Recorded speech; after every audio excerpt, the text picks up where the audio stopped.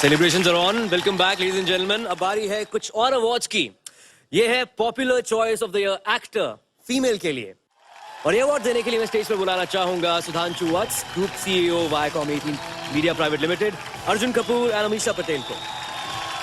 Good evening, everyone. Good evening, ladies and gentlemen. Good evening, ladies and gentlemen. The popular choice of the year actor female goes to none other than Katrina Kaif.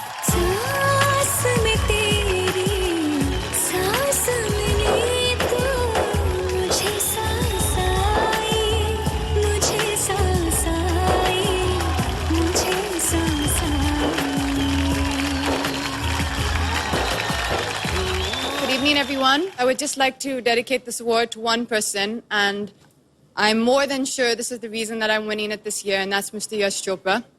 I think it's only because of his love and the love everyone has for him, the amazing goodwill he had in the industry, the way we all loved him and respected him so immensely. I think it's only his goodwill which is giving me this award tonight. So I'd like to dedicate this award to him. So thank you very much for this award. Congratulations, Katrina. Next up, we have popular choice of the year actor male. Wow. That has to be none other than Salman Khan.